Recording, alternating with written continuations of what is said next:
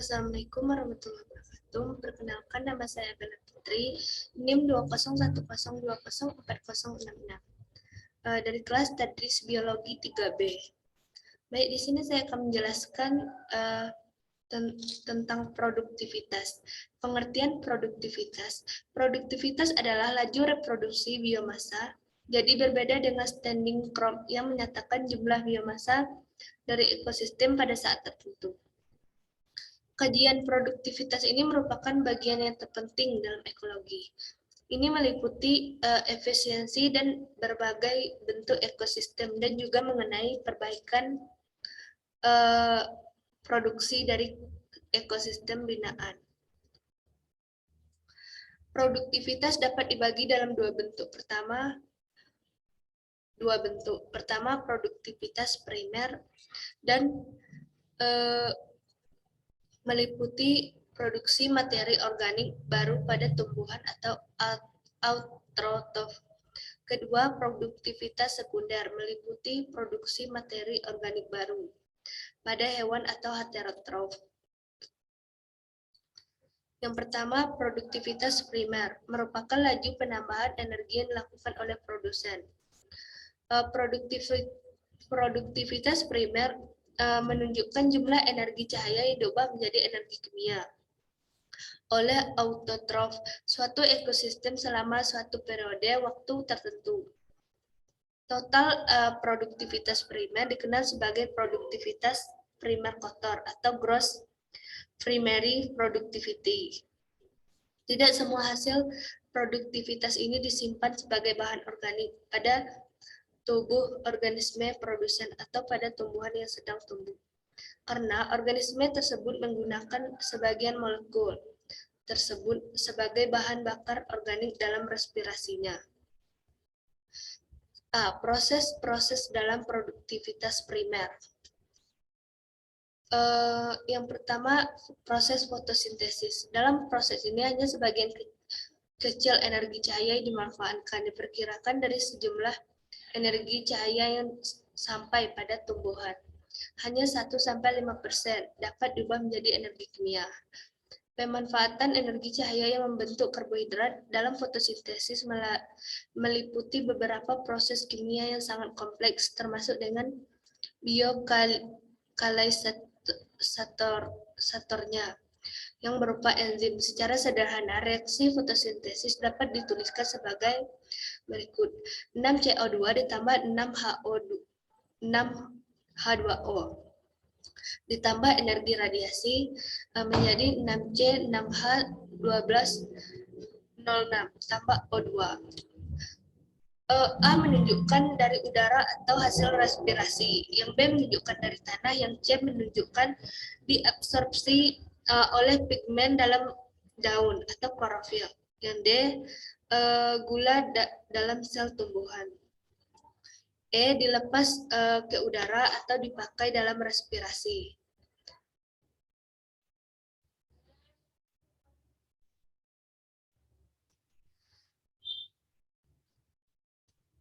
Yang kedua, proses respirasi. Proses ini merupakan kebalikan dari proses fotosintesis yang melibatkan reaksi dan biokatalisator yang berupa enzim. Secara sederhana, reaksinya adalah sebagai berikut. 6C 6H12O6 tambah O2 menjadi 6CO2 tambah energi. B. Faktor-faktor yang mempengaruhi fotosintesis. Yang pertama, cahaya. Panjang gelombang maupun intensitas cahaya sangat berperan terhadap proses fotosintesis. Energi cahaya yang diserap oleh pigmen tumbuhan, yaitu klorofil, terutama yang diserap adalah gelombang dari cahaya merah dan biru. Sedangkan cahaya hijau akan dipantulkan atau tidak dimanfaatkan dalam proses fotosintesis. Keadaan akan berlayan apabila pigmen tumbuhan yang menyerap energi cahaya adalah pigmen coklat dan biru seperti pada beberapa ganggang yang hidup di laut, maka cahaya hijau dapat diserapnya. Jadi kualitas cahaya merupakan faktor pembatas dalam fotosintesis. Yang kedua, karbon dioksida. Karbon dioksida diambil oleh tumbuhan dari udara melalui proses difusi, dan pada kebanyakan tumbuhan difusi ini terjadi melalui mulut daun atau stomata yang biasanya terbuka pada waktu siang hari dan menutup pada waktu malam hari. Karbon dioksida diambil secara pasif dan dipengaruhi pertama oleh kadar karbon dioksida yang ada di luar dalam tumbuhan. Yang ketiga, air. Jumlah air yang tidak memadai menghambat semua proses metabolisme termasuk fotosintesis karena stomata tertutup dan tumbuhan menjadi layu. Air merupakan bahan dasar dalam proses fotosintesis, sehingga ketersediaan air merupakan faktor pembatas terhadap aktivitas fotosintesis. Yang kelima, suhu. Laju proses kimia sangat ditentukan oleh keadaan suhu, yang mana laju akan maksimal pada temperatur optimum. Suhu secara langsung ataupun tidak langsung pengaruh pada produktivitas secara langsung. Suhu berperan dalam mengontrol reaksi enzimatik dalam proses fotosintesis, sehingga tingginya suhu dapat meningkatkan laju maksimum fotosintesis. Sedangkan secara tidak langsung,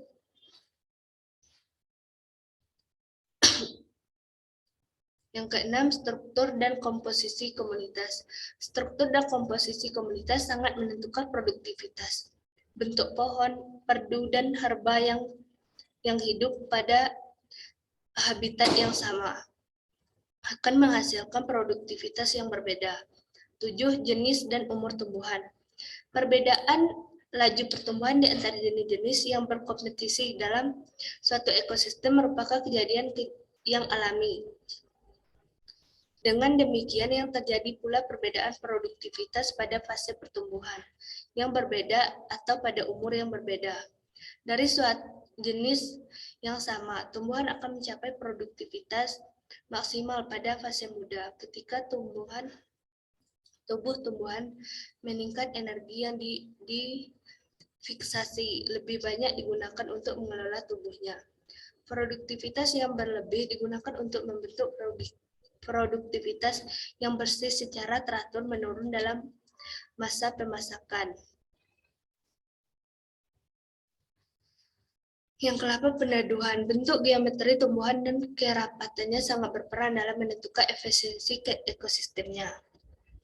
Tumbuhan yang memiliki daun yang relatif lebar dan vertikal dapat menghasilkan area aktif. Fotosintesis maksimum dan total peneduhannya rendah.